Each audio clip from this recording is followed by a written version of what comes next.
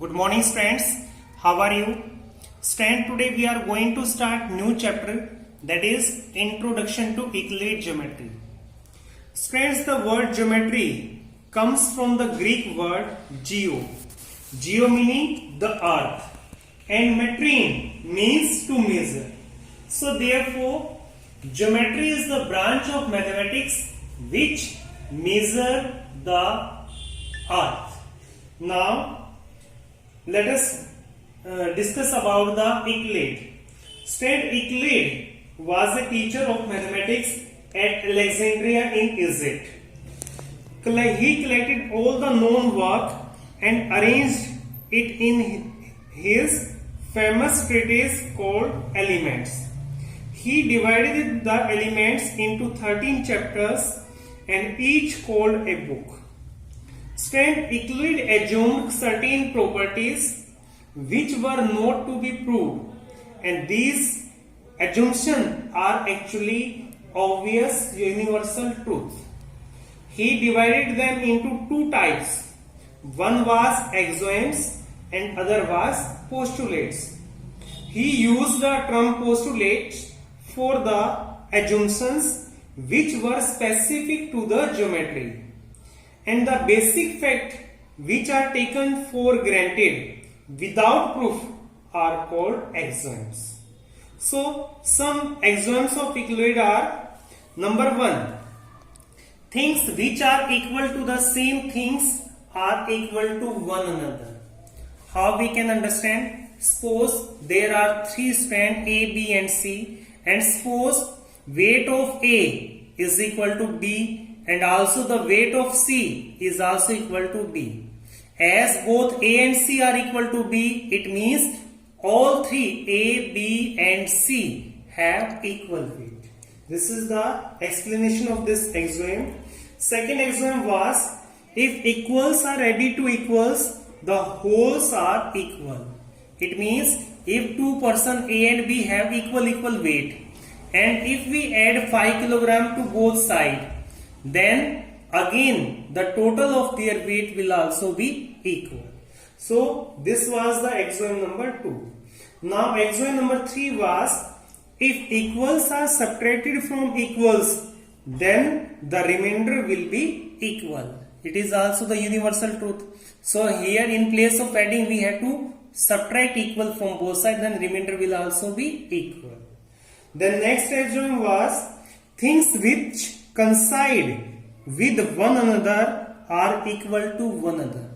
For example, if we take two coins of same denomination and if we put one on the other, then they will superimpose each other. It means they are equal.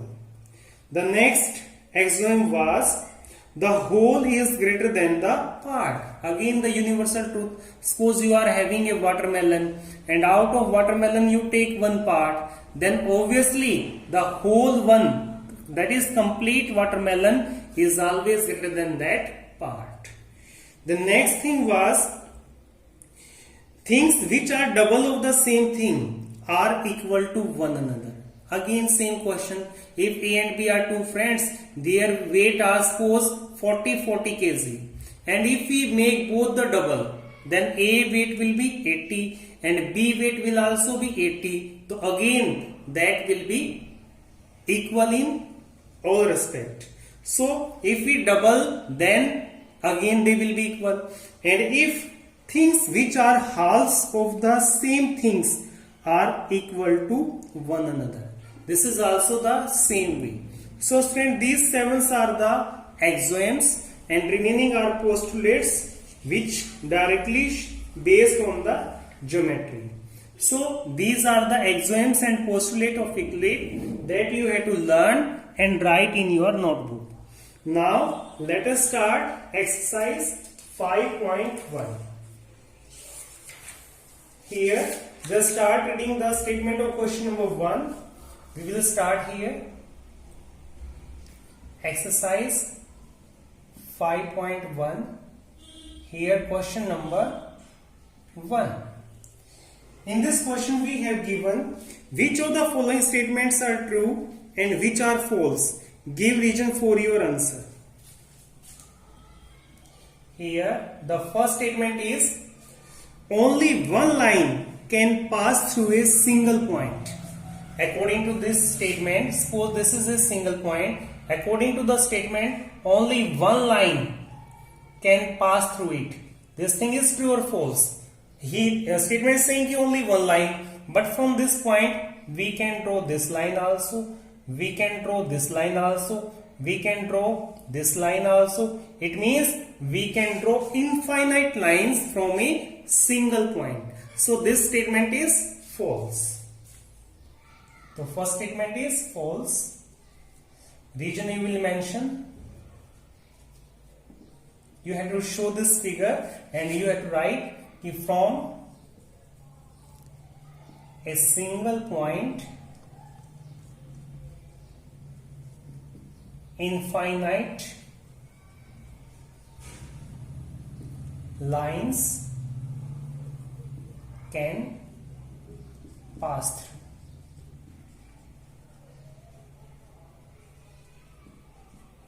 This is the first answer. Now come to the second one. Second part. Here you have given there are an infinite number of lines which pass through two distinct points. Means now you are having supposed to 2 points A and B. According to the statement, there are infinite lines which can pass through these 2 points. Here one line we can draw like this.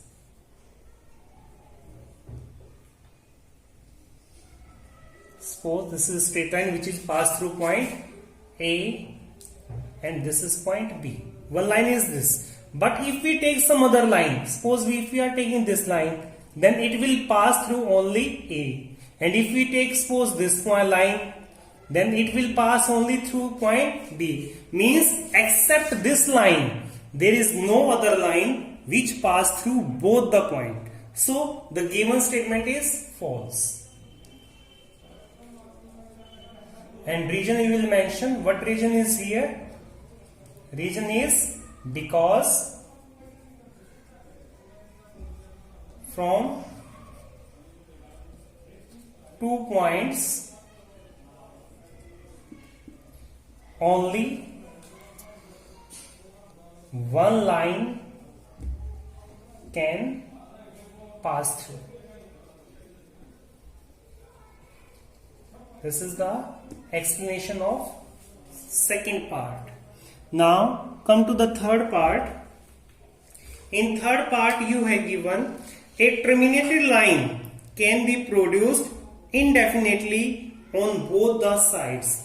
Student, the things or the terminology to which we are saying nowadays line segment. At that time this line segment was known as with terminated line. Means जिसको आज हम line segment बोलते हैं उस time पे हम इसको terminated lines बोलते थे. और अकॉर्डिंग टू द स्टेटमेंट कहता है ये कि इस टर्मिनेटेड लाइन को हम दोनों डायरेक्शन में इनफाइनाइटली एक्सटेंड कर सकते हैं. So this statement is just explain. I am explaining here. Suppose this is a line segment and you know that line segment is the part of the line and here it has definite length. But if we want to extend it, then it can be extended infinitely. So this statement is true. And reason we will mention because line segment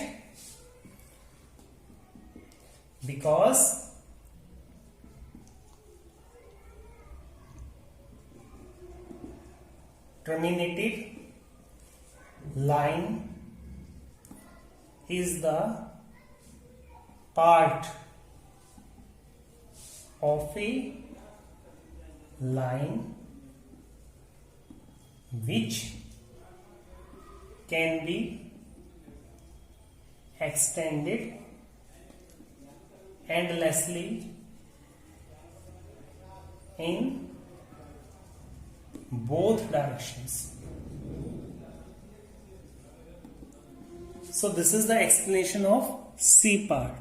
So this is for the day. Thank you.